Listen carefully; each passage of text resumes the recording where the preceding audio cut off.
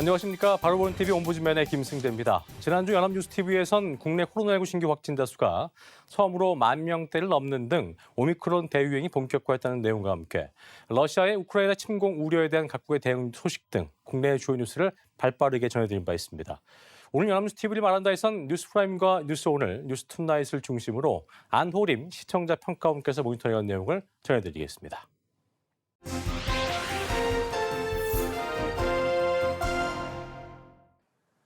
대선이 얼마 남지 않은 가운데 여야 후보와 배우자에 대한 관련 뉴스가 쏟아지고 있습니다.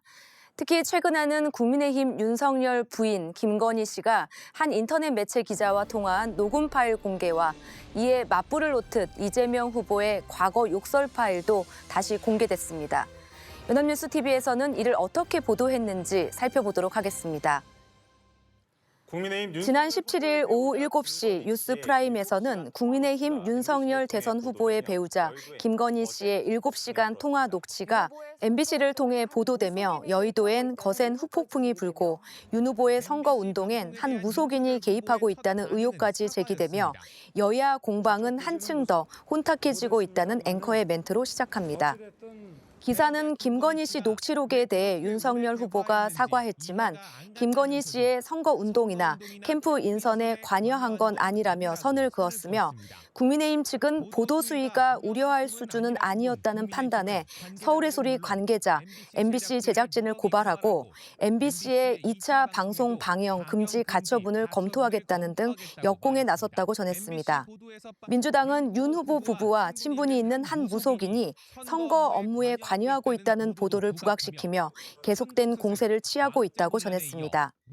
반대로 국민의힘은 대장동 의문사 진상규명위원회를 출범하며 이재명 후보의 사퇴를 촉구했다며 이제 대선은 50일 앞으로 다가왔지만 비전 경쟁 대신 네거티브 공방만 정점으로 치닫고 있다는 비판으로 끝을 맺습니다. 지난 18일 오후 8시 뉴스프라임에서는 국민의힘 선대본부가 건진법사라고 불린 무속인의 캠프 활동 논란을 차단하기 위해 관련 조직을 해체했으며 민주당은 무당 선대본 국힘당이라는 비아냥을 멈추지 않았다며 비방과 흑색 선전으로 대선판이 급격히 혼탁해지고 있다고 전했습니다. 민주당이 윤석열 후보의 선거대책 조직은 무당 선대본, 국민의힘을 국힘당이라고 난타하며 조롱했다고 전했습니다. 국민의힘은 건진법사로 알려진 무속인이 활동했던 것으로 거론된 네트워크 본부를 전격 해체하는 것으로 대응했다고 전했습니다. 국민의힘 입장은 의혹 인정이 아니라 불필요한 오해 확산을 막기 위한 조치라는 입장이라고 합니다. 이러한 조치는 윤 후보가 직접 결단을 내린 것이라고 전했습니다. 민주당은 무속인과 김건희 씨의 관계를 부각시키며 공세를 취했습니다. 국민의힘은 이재명 후보의 욕설 파일도 방송하라라는 반응을 보였다고 합니다. 기사는 여야가 앞으로 민생을 외치면서 진흙탕 싸움만 반복하고 있다는 비판적인 멘트로 마무리하고 있습니다. 지난 19일 오전 5시 뉴스오늘에서는 민주당 이재명 후보의 욕설과 막말이 담긴 160분 분량의 녹음 파일 34건이 공개됐다는 소식을 전했습니다. 공개된 녹음 파일은 이 후보와 친형, 형수와의 통화 녹음과 음성 메시지가 주를 이루고 있고 이 후보 부인 김혜경 씨와 재선 씨 아들 간 통화 녹음도 하나 포함돼 있다고 합니다. 이를 공개한 건 장영하 씨로 국민의힘은 MBC의 김건희 씨 7시간 통화 녹취 파일 공개에 대한 맞불 성격으로 장영하 씨 기자회견을 직간접적으로 지원한 것으로 알려졌다고 전했습니다. 기사는 이 후보 측의 입장을 전했는데요. 이 후보는 자신의 녹음 파일에 대한 물음에 한동안 답을 하지 못하고 눈시울을 붉혔다고 합니다. 기사는 이 후보의 발언을 직접 보여주며 국민에게 다시 사과하고 용서를 구했다고 전했습니다. 이번 대선은 위 기사들에서 지적하듯이 정책 대결보다는 네거티브 공방이 주를 이루고 있습니다. 연일 후보 또는 후보 가족과 관련된 의혹이 보도되고 있고 여야는 이를 놓고 난타전을 벌이고 있습니다. 후보자의 도덕성 또한 유권자들에게 후보를 선택할 때 중요한 덕목 중 하나이고 잘못된 점에 대해서는 비판이 이루어지는 것은 당연합니다. 하지만 현재 대선이 과도하게 비방전으로 흘러가고 있다는 것은 사실이라고 생각됩니다. 연합뉴스 TV에서도 정책 대결은 보이지 않고 네거티브만 난무하다며 선거판을 비판하고 있습니다. 연합뉴스 TV의 대선 관련 기사, 특히 인터뷰나 패널 간 토론 또는 분석이 이루어지는 기사들을 살펴보면 각 후보의 정책에 포커스를 두는 경우는 많지가 않습니다. 초청 패널들도 시사평론가나 정치평론가, 각 당 관계자 등이 주를 이루고 있고 정책에 대한 전문적인 평가가 내려줄 수 있는 전문가들은 잘 눈에 보이지 않습니다. 보다 건설적인 정책 대결 선거는 그냥 이루어지지 않죠. 연합뉴스 TV도 비판에 그칠 것이 아니라 연일 소개되고 있는 각 후보들의 공약에 대한 심층적인 분석, 해설 보도에 보다 힘써 주시길 바랍니다. 문 대통령은 지난 15일부터 아랍에미리트, 사우디아라비아, 이집트 등 중동 3개국을 6박 8일에 걸쳐 순방했습니다. 순방 도중에 아랍에미리트 수도 아부다비의 국제공항과 석유시설이 무인기 공격을 받기도 했는데요. 연합뉴스 TV에서는 관련 소식을 어떻게 다루었는지 살펴보겠습니다. 지난 17일 오후 10시 뉴스투나잇에서는 아랍에미리트 수도 아부다비의 국제공항과 석유시설이 무인기로 추정되는 물체에 의해 공격을 받았지만 두바이를 방문 중인 문재인 대통령은 예정대로 일정을 이어가고 있다고 전했습니다. 외신에 따르면 이번 공격의 배후는 예멘 반군 후티라고 합니다. 문 대통령이 머무른 두바이는 아부다비 공항과 거리가 멀고 이곳을 방문할 예정도 없어서 큰 동요는 없다고 기사는 전했습니다. 지난 21일 오후 10시에 방송된 뉴스투나잇에서는 문 대통령의 중동 순방 성과, 특히 무기 수출과 관련된 성과에 대한 기사를 내보냈습니다. 이번 순방 첫 국가였던 아랍에미리트는 성공2를 도입한 첫 나라라고 합니다. 이집트와는 K9 자주포 수출을 위한 막판 협상을 진행 중이지만 이집트 순방 기간에 K9 최종 계약까지는 가지 않았고 협상을 계속하기로 했다고 전합니다. 사우디아라비아 등과도 방산 분야 협력을 깊이 논의 중인 것으로 알려졌다고 합니다. 기사는 걸프 지역 국가들이 1990년 걸프 전쟁 이후 적극적인 무기 체제 도입을 추진해오고 있는데 주로 해외 도입에 의존한다고 전합니다. 우리나라는 주변 국가들의 위협에 대응하기 위해 적극적으로 자체적인 무기 개발을 해왔다며 이러한 노력의 성과로 지난해에는 무기 수출 흑자국이 되었다고 하는데요. 오늘날의 무기 수출 성과는 중동과의 오랜 기간 이루어진 다양한 협력이 방산 협력으로 확대된 것이라며 장기적인 접근이 필요하다는 조언으로 기사는 마무리됩니다.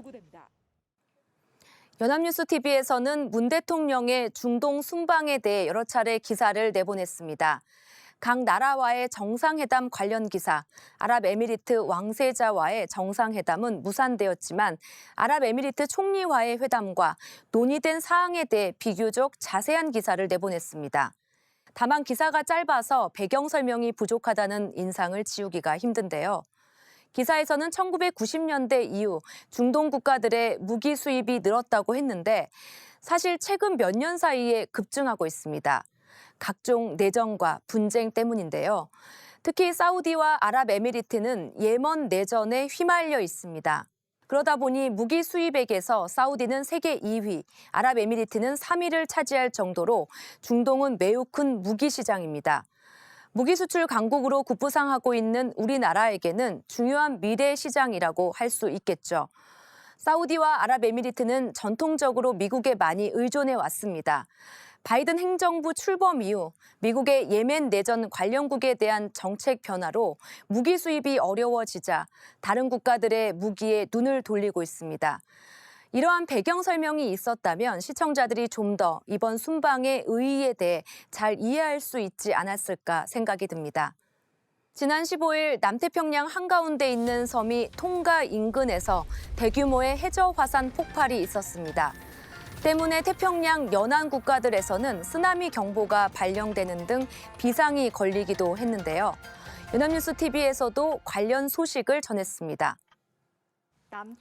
지난 16일 오후 2시 뉴스 1사에서는 남태평양 섬나라 통가 근처에서 해저 화산이 폭발해 일본과 통가 등 국가에게 피해가 발생했다고 전했습니다.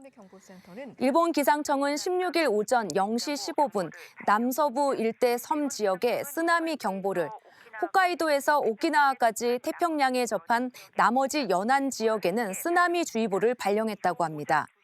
미국, 칠레 등에서도 쓰나미 경보와 피해 예상 지역 주민들에게 대피령을 내리기도 했다고 합니다.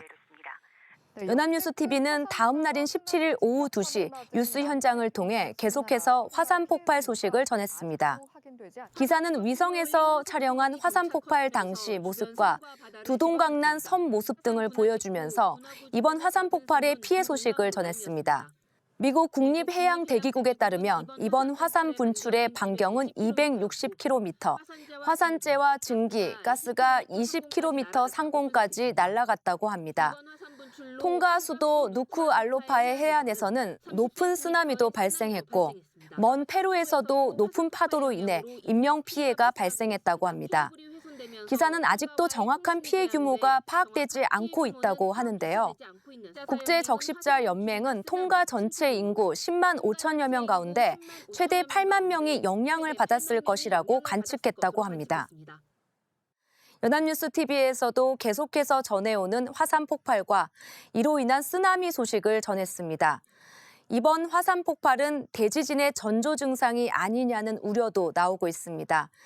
이에 대해서도 17일 뉴스 현장에서 박순천 기상청 지진화상연구과장과의 전화 인터뷰를 통해 의견을 듣기도 했는데요. 뉴스 현장의 인터뷰는 이번 화산 폭발에 대해 다각도로 심층적인 내용을 질문하고 답변을 들어서 많은 도움이 되었습니다.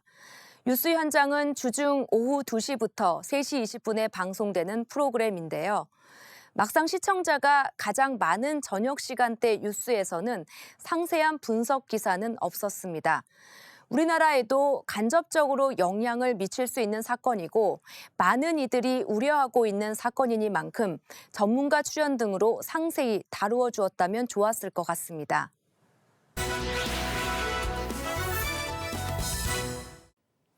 네, 이번 시간은 주말에 방영되는 제작 프로그램을 대학생의 시선으로 분석하고 평가한 내용을 들어보는 캠퍼스 TV 리포트 시간입니다.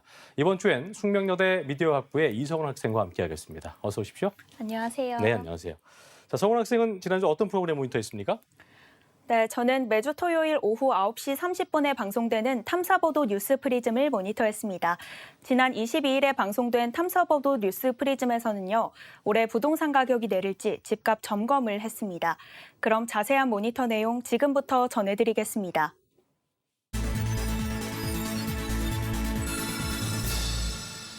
서울을 비롯한 수도권 방송은 수도권 집값은 이미 오를 대로 오른 상태인데 일부 지역에선 하락세의 기류 변화가 감지되고 있다는 말로 시작합니다. 직장인 김범영 씨는 주말이면 살 집을 찾아 부지런히 이른바 임장에 나선다는데요. 숨만 쉬고 월급을 모아도 서울에 집을 사는데 38년이 걸린다는 분석대로 치솟은 집값 앞에서는 무력하기만 하다고 합니다. 일자리를 구해 월급을 모아도 자가 마련을 하기 힘든 청년들의 현실을 보여주는 장면이었습니다. 현 정부 들어 2배 이상 뛴 서울 집값은 수도권에 이어 전국으로 번졌는데 석 달 전부터 변화가 나타나기 시작했다고 합니다. 지방발 하락세가 수도권 외곽을 거쳐 서울로 이어졌다는데요. 금천, 노원, 성북, 은평 등 서울 4개 구에서 아파트값이 내렸고 경기도에선 5개 시구가 마이너스를 기록했다고 합니다. 매매 수급 지수와 실거래가 지수도 꺾인 것은 물론 세 부담 축소와 규제 완화를 내건 대선 주자들의 공약까지 나오면서 거래 자체가 실종됐다고 합니다. 이런 상황에서 한국은행은 기준금리 인상에 이어 추가 인상을 예고했다고 합니다. 이걸 긴축으로 볼 수는 없겠다. 하지만 전문가들은 아직 집값의 대세 하락을 장담하긴 이르다는데요. 김규정 한국투자증권 자산승계연구소장에 따르면 최근 가격을 내린 사례를 보면 처분이 다급해 급매 처리한 경우가 많고 고가 아파트는 여전히 버티게 하는 수요자가 많다고 합니다. 아직 좀 이른 감이 있습니다. 박원갑 KB국민은행 부동산 수석 전문위원은 지역에 따라 시세보다 싼 매물이 나올 수 있는데 통계상 발표되는 수치와 소비자들이 현장에서 느끼는 체감지수 간 괴리가 심해질 거라고 합니다. 다음으로 지역 부동산 상황에 대해 짚었습니다. 대구에선 대규모 아파트 미분양이 발생하고 전국 최고 폭등 지역이던 세종시도 큰 하락폭을 보이고 있다는데요. 2021년 11월 기준 수도권을 제외한 전국의 미분양 주택은 12,622호인데 대구가 비수도권 전체의 35%를 차지한다고 합니다. 미분양 여파는 지역 주택 시장에도 영향을 미쳐 지난해 10월 대구 지역 집값은 1년 8개월 만에 하락세로 돌아섰다는데요. 송원배 대구 경북 부동산 분석사회 이사의 말을 통해 거래 절벽이 심화됐다는 것을 알 수 있었습니다. 2020년 전국에서 아파트값이 가장 많이 뛴 세종시는 지난해엔 가장 큰 하락폭을 기록했다는데요. 최근 시장 상황을 나타내는 실거래 가격 지수는 5대 광역시 중 광주를 제외하곤 모두 하락했고 그중에서도 세종시가 전국 시도 중 낙폭 1위를 기록했다고 합니다. 심상치 않은 상황에 일부 지자체들은 집값 연착륙이 필요하다며 국토교통부에 조정 대상 지역 해제를 신청했다는데요. 이진우 부동산 자산관리연구소장은 정부의 규제 일변도의 부동산 정책, 과도한 금융 개입 자체가 수요자들의 심리를 완전히 급감시켜버렸다며 비판적인 입장을 보였습니다. 비수도권 지역 집값이 차츰 내려가는 추세지만 빠르게 오르는 금리와 여전한 대출 규제로 서민들의 내 집 마련이 사실상 더 어려워지는 것 아니냐는 우려도 나오고 있다고 합니다. 다음으로 이번 대선 후보들의 부동산 공약을 점검했는데요. 주요 대선 후보들은 끊임없이 주택 공급 공약을 쏟아내고 있다고 합니다. 여야 모두 약속한 임기 내 공급 물량은 250만 호라고 합니다. 문재인 정부 출범 뒤 연평균 54만여 가구가 공급된 것을 감안하면 불가능한 수치는 아니라던데요. 하지만 공급 확대를 위해 도심 용적률을 500%까지 높이겠다는 공약까지 나와 이러다 닭장주택이 되는 것 아니냐는 우려까지 나온다고 하는데 전문가들의 시각은 엇갈린다고 합니다. 하는 시나리오에 대한 대비책도 마련하고 있어야 되지 않을까. 아직 조심스럽지만 금리 인상과 시장의 지표들이 하락 신호를 보내고 있는 만큼 영끌 대출의 부실화나 깡통 전세 대란에도 대비해야 한다고 말합니다. 또 반대편에선 최근 일부 집값 하락 조짐이 있었지만 실제 주택 공급 여건은 변한 게 없다고 지적했다는데요. 김경환 서강대학교 경제학과 교수는 새 정부 출범 시 구체적인 공급 로드맵을 만들어서 주기적으로 진행 상황을 공유하는 게 중요하다고 전했습니다. 월세로 시작해 전세, 그리고 이를 발판 삼은 내 집 마련은 이루기 힘든 꿈이 된 지 오래라는 말이 공감이 됐는데요. 누구나 살고 있는 집이 어쩌다 아무나 살 수 없는 집이 되어버렸는지 의문을 던지며 방송은 마무리됩니다. 이번 주 뉴스 프리즘은 여기까지입니다. 시청해주신 여러분 고맙습니다. 자, 모니터의 내용 잘 봤습니다. 이 일명 지옥고라고 하죠. 반지하 옥탑방과 고시원을 일컫는 말인데 청년 1인 가구의 한 3분의 1이 이 지옥고에 살고 있다고 합니다. 성훈 학생이 볼 때 청년들이 이런 어떤 현실에서 벗어나기 위해서 어떤 정책이 좀 필요할까요? 네, 저는 청년들에게 저렴한 월세와 전세집을 구할 수 있도록 지원을 해주는 정책이 필요하다고 생각하는데요. 땅이라는 재화가 한정되어 있기 때문에 집값을 크게 떨어뜨리는 건 현실적으로 어렵겠지만 사회 초년생들이 내 집 마련이라는 희망을 가질 수 있게 하는 올바른 정책이 실행됐으면 좋겠습니다. 네, 좋은 생각이네요. 자, 지금까지 숙명여대 미디어학부의 이성훈 학생과 함께했습니다. 오늘 말씀 고맙습니다. 고맙습니다.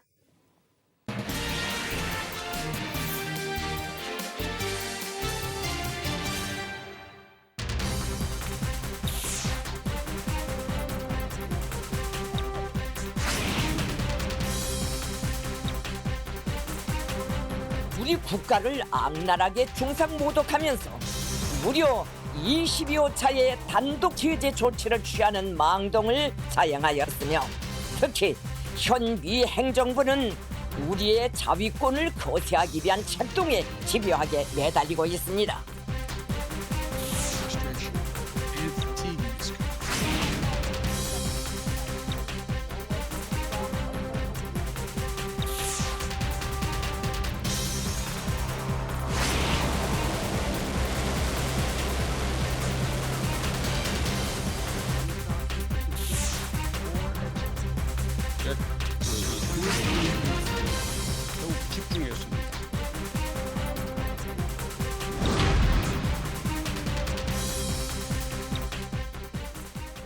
새해 벽두부터 일단 무력 시위를 벌인 북한이 2018년 이후 중단했던 핵실험과 함께 대륙간 탄도미사일 발사 재개를 시사했습니다. 외교적 접근 우선이라는 원칙을 유지해온 미국이 강경 대응으로 바뀔 가능성이 커지는 등 한반도를 둘러싼 긴장감이 높아지고 있는데요. 오늘 TV와 비평에선 북한의 대미 강경 행보 의도와 함께 앞으로의 북미 관계 전망 등을 언론은 어떻게 보도하고 있는지 자세히 정리해 보겠습니다. 동아방송예술대 방송보도제작과의 정은희 교수 자리했습니다. 어서 오십시오. 안녕하십니까? 네, 오십시오. 자, 먼저 지난 19일 북한 김정은 국무위원장의 정치국 회의 발언 내용부터 정리를 좀 해주시고요. 네. 또 북한의 대미 강경 발언 의도와 우리 정부의 반응 등에 대해서 언론은 어떻게 보도했는지도 정리를 해보죠.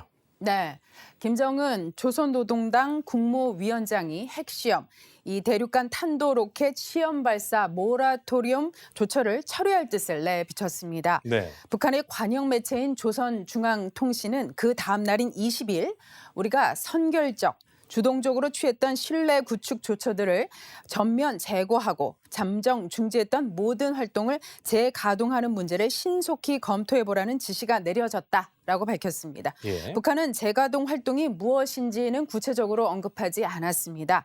다만 2018년 모라토리움 선언 이후 북한이 선의 조치라고 주장해왔던 점을 감안하면 핵실험 및 ICBM 발사 가능성을 시사한 것이라는 분석이 있습니다. 네. 경제 핵 병진 노선 종료와 또 사회주의 경제건설 총력 집중 전략 노선을 채택한 2018년 4월 20일 노동당 중앙위원회 7기 3차 전원회의에서 핵시험과 대륙간 탄도로켓 시험 발사를 중지를 선언하고 트럼프 전 미 대통령과 싱가포르 정상회담에서 핵 ICBM 모라토리움을 약속한 지 3년 9개월 만입니다. 네. 이에 대해 한겨레는 조 바이든 미 대통령의 취임 한도를 맞춰 내놓은 대미 정책의 무게중심을 협상 모색에서 맞대결 쪽으로 다시 옮길 수 있다는 경고라고 분석을 했습니다. 예. 2019년 2월 하노이 2차 북미 정상회담 결렬 이후 3년 가까이 지속해온 이 한반도 정세의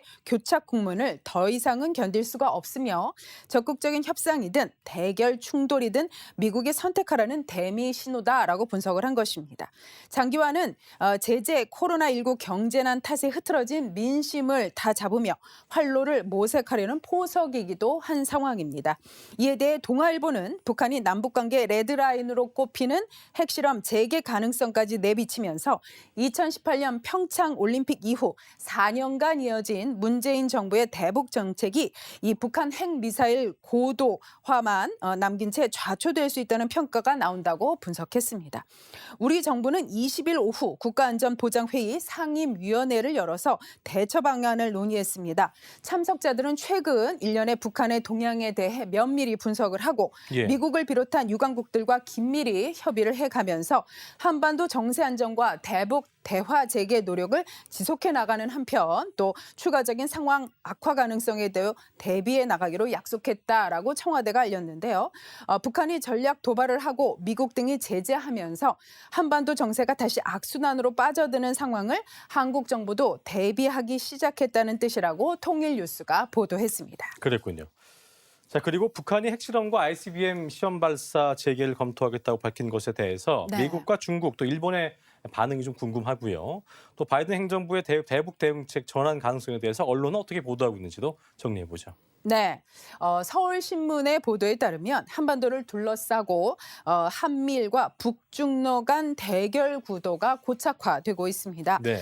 김정은 북한 국무위원장이 핵실험, 대륙간 탄도미사일 시험 발사 재개 검토를 선언하자 미국은 국제사회와 협력해 북한의 시도를 막겠다는 입장을 분명히 했습니다. 네. 이런 상황에서 중국과 러시아가 북한을 감싸고 미국과 일본도 한국과 공조를 해 한반도가 신냉전 상황으로 접어들 가능성이 커졌습니다. 예. 미 국무부는 현지 시간으로 22일 서울신문과의 인터뷰에서 김정은 북한 국무위원장의 핵실험 ICBM 시험 발사 재개 검토 선언에 대해서 미국은 한반도의 완전한 비핵화가 목표임을 분명히 해왔다면서 외교에 전념하는 동시에 국제사회와 협력해 북한의 대량 살상 무기와 탄도미사일 프로그램의 진전을 막도록 노력하겠다고 강조를 했습니다. 예. 외교적 접근 우선이라는 이 기존 원칙에서 대북 제재 쪽으로 무게 중심을 바꾸는 것이라는 분석입니다.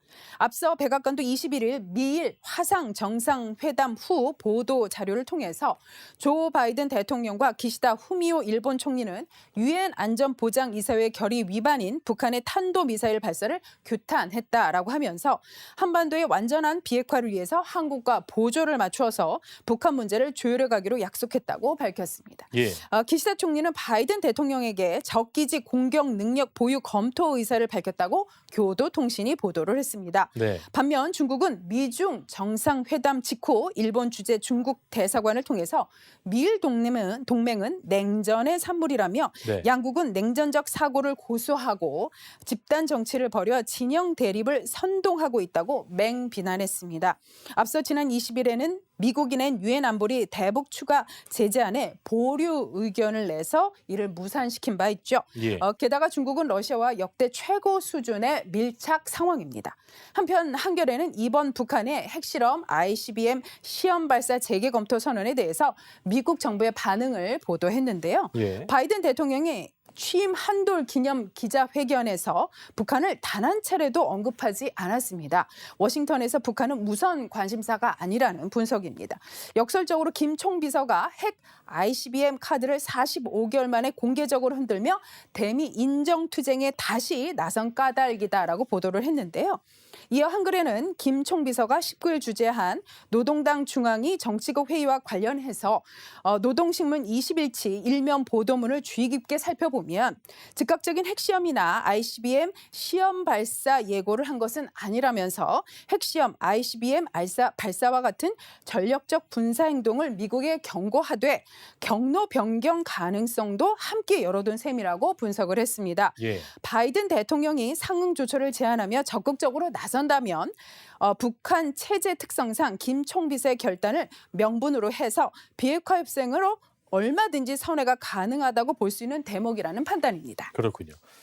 자, 당분간 어쨌든 북미 간의 강대강 대치는 불가피해 보이는 상황인데 네. 앞으로 북미 관계 또 그리고 남북 관계에 대해서 전문가들의 전망을 언론은 어떻게 보도를 하고 있는지도 정리해 보죠. 네, 세계일보의 보도에 따르면 김정은 위원장의 이번 발언으로 미국의 추가 제재를 언급하면서 강대강 국면이 조성이 됐습니다. 예. 반면 일각에서는 남북 및 이 북미 간 물밑 대화가 계속 이어지면서 한반도의 긴장이 대화 재개로 급격히 선회했던 4년 전 상황이 반복될 수 있다는 기대감 섞인 의견도 있습니다. 네. 정의용 외교부 장관은 지난 20일 한 언론 인터뷰에서 한국 전쟁 종전선언과 관련해서 조만간 긍정적 반응을 해올 것으로 기대한다는 발언을 내놨었는데요. 대화 재개 가능성에 힘을 더하기도 했습니다. 그러나 외교가에서는 대결에서 대화로의 정세 전환은 당분간 쉽지 않을 것이다라는 의견이 지배적입니다. 파이낸셜 뉴스는 전문가들의 말을 인용해서 북한의 연이은 이 미사일 도발은 핵무기 보유를 기정사실화해달라는 것이며 미국을 겨냥해 제재 해제, 완화 그리고 한미 연합훈련의 중단, 취소의 요구라고 분석을 했습니다. 이와 같은 조치를 유도해서 자신들에게 유리한 상황에서 미국과 대화를 재개하겠다는 의지의 표명으로 읽힌다라고 진단을 했습니다. 이러한 상황에서 여전히 종전선언에 집착하면서 북한에 대한 유화책으로 일관을 한다면 대북 정책에서 한미 공조는 약화될 수밖에 없고 한미 동맹도 어려움을 겪을 수 있다라는 우려를 했습니다. 전문가들은 한국은 고도화된 북한 미사일에 완전성 있게 대응하는 능력을 점검하면서 한미 공조를 통해 북한에 오판하지 말라는 신호를 주기보다 우리는 대화를 원하고 있고 북한도 화답을 하고 있다라는 식의 대응으로 북한의 강해 전략에 남은 자발적으로 약의 수세를 견디고 있는 셈이다라고 평가한 바 있습니다. 그랬군요. 자, 어쨌든 북미와 남미 관계에 어떤 뚜렷한 돌파구가 보이지 않는 상황인데 네. 한반도 정세가 좀 안정이 되고 평화 구축의 도태가 다시 마련될 때까지 우리 언론들은 어떻게 역할을 해야 될지 그것을 좀 짚어주시죠. 네. 북한과의 관계 정말 어렵습니다. 예. 오늘은 해가 떴다가 내일은 비가 오는 형국이지요. 이럴 때일수록 우리의 대북미 전략 수립이 매우 중요할 것입니다. 네. 이러한 순간에 언론이 함께 해야 할 것입니다. 사실 너무 약한 전략도 또 전쟁이 코앞에 올 것 같은 너무 지나치게 강한 전략도 우리 국민들은 원하시지 않으리라 봅니다. 예. 팽팽한 신겨루기가 필요하다면 그렇게 해야겠고요. 또 부드러운 정책이 필요하다면 그렇게 해야겠습니다만 대북미 전략 수립 및 변화의 시점 그리고 전략의 실현 방안까지 언론이 함께 고민을 해야 할 겁니다. 예. 급변하는 국제 정세를 빠른 시각으로 보도를 하고 또 이 대북미 전략에 대한 전문가들의 의견, 해외 반응까지 신속하게 공정하게 보도를 하는 것이 중요할 것 같고요. 더 나아가서 전략 실현까지 언론이 공정한 시선으로 보도했으면 합니다. 예. 지금까지 동아방송예술대 방송보도제작과의 정은희 교수와 함께했습니다. 오늘 말씀 고맙습니다. 고맙습니다. 저희 옴부즈맨 제작진은 여러분의 소중한 의견들을 기다리고 있습니다. 방송을 보시고 느낀 소감을 연합뉴스 TV 홈페이지 내 시청자 게시판이나 SNS로 보내주시면 됩니다. 저희는 다음 주 이 시간에 다시 인사드리겠습니다. 여러분 고맙습니다.